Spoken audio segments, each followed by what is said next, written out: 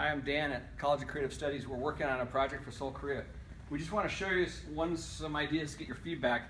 First off, the thing that's happening really incredibly, I mean, this is a really new time. I mean, if anyone has watched the Falcon spacecraft land, to watch this rocket come back and land on its butt in the middle of the ocean, we're calling this beyond incredible. We're in a new age where we can do things technologically. Look at that rocket land. I mean, no one could have ever flown that before, right? And so we're like, and so when we look at transportation, we see vehicles starting to become like pods, and these pods can actually travel inside of our cities, very small.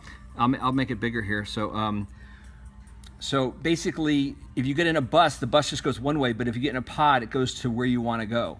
So this is part of the future that we see coming. But the question is, where do these travel? Is it safe for people to be around them? Should they go up in the air? Should they go underground? Where should they go? That's the question. And if we come to like another concept like that is some people working on a transit concept that are a series of almost like blocks. These are like a new types of digital bus system. And they can come together, they can bind together. Once they bind together, they can open up their rooms. So this is a whole new vision of what transit can become. And then if we look at in the air, this man, Rafaelio, say his name, I mean, watch what he does here. He has a drone balance, not this one, the next one. He has a drone balancing a stick, and the drone's gonna throw the stick to another drone, and it's gonna catch it. Like, really? Like, just incredible.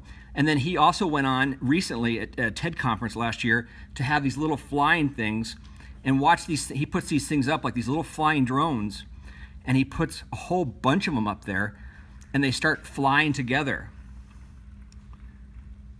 So this is inside of an auditorium, and people are just watching all of these drones fly together.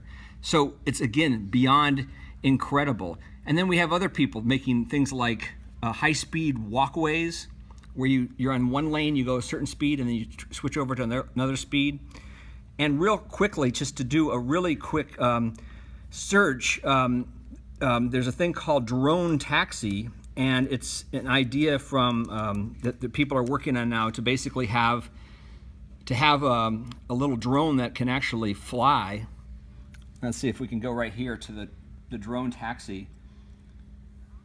Oh, this is an advertisement. We're not going to edit this video, but it's a drone taxi. And Larry Page, the co-founder of Google, invested $100 million into this concept. So your little pod now could actually snap on some wings and fly into that digital space that we talk about. So let's go see just a sketch of what's been developing. Michael here has been working on a different idea for a city.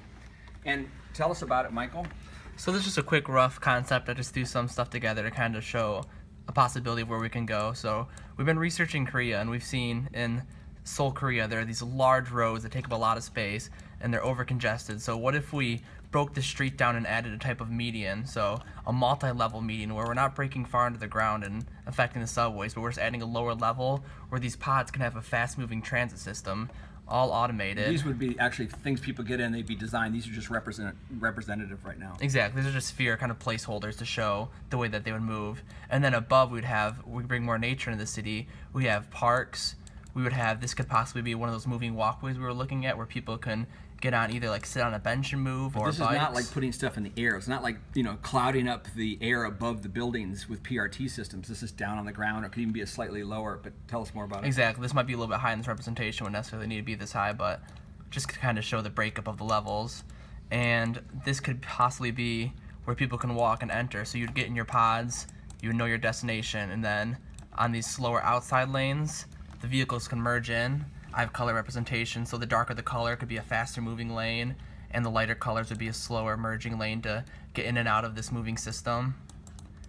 And we also talked about a possibility of what if we had shopping on the side of this, where people could come up and order a sandwich, and when they're running low on supplies, they can get stocked up immediately from one of these cargo vessels that are moving with the traffic to bring goods to these different shops on the sides of this system here.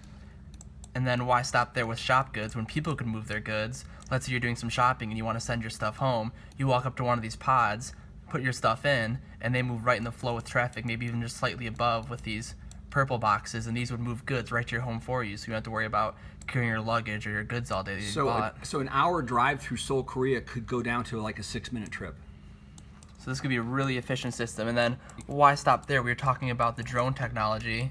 What if these could come out of our tunnel system, and yellow representing a flying version like the drone that Dan just showed, where these can still be platooning around, they could be flying, even landing on rooftops where we could have more parks. So your executive CEO can get a ride right to the top of his business building as opposed to sitting in his car in traffic. They could also even be moving from this underground system through tubes to get around, so you wouldn't necessarily need wings to get to the top, because that way it could stop at your individual floor of your office building or your home on your apartment.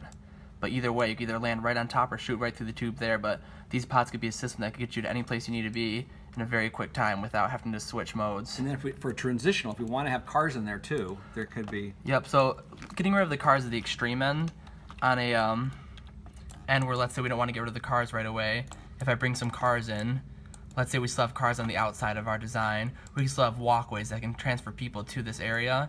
And then if we even wanted to cut off the side shops, as you saw earlier, we can still have our pods enter our park system from below without people having to stand in the middle of traffic. But there are a lot of different options you can take with this that can really show how these modes can be moved efficiently together. All right, so just show, this is Michael, and then I grab it and I say, and there's Minky to film, and we did